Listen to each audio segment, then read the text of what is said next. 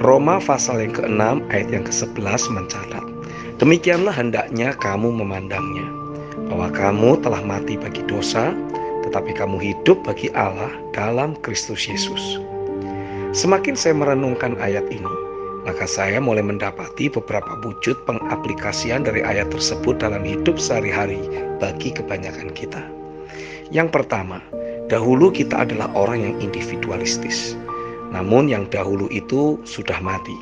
Sekarang kita adalah ciptaan baru yang hidup untuk meleburkan diri dalam agenda korporat gereja lokal, berpikir secara korporat dan melangkah secara korporat. Dahulu tiap kali kita mendengar firman, menjadi orang terpandang, disegani, ataupun berpengaruh, kita selalu mengkaitkannya dengan kesuksesan individual.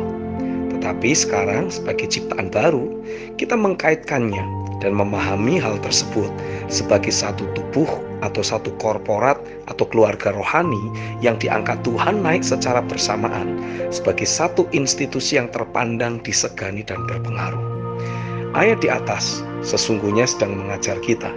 Saat kita dipersatukan dalam kematiannya, maka hal pertama yang harus mati adalah diri sendiri atau keegoan, keakuan, atau kehidupan individualistis.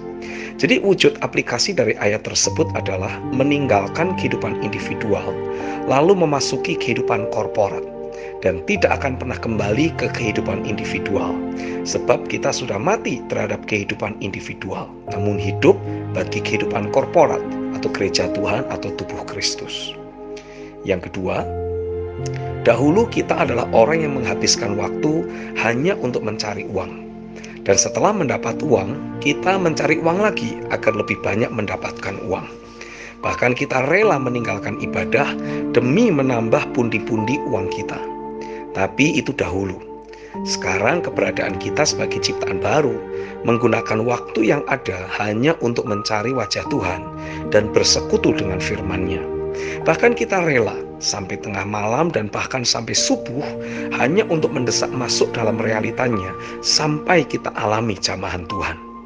Jika dahulu kita tidak mengenal lelah dalam mengejar uang, sekarang kita juga minimal sama, juga tidak mengenal lelah dalam mengejar Tuhan, bahkan bisa lebih penuh semangat dari yang dahulu. Yang ketiga, dahulu kita rela melakukan banyak hal yang tidak berguna, bahkan kecanduan hal-hal yang membuat kita jauh dari persekutuan yang hidup dengan Tuhan.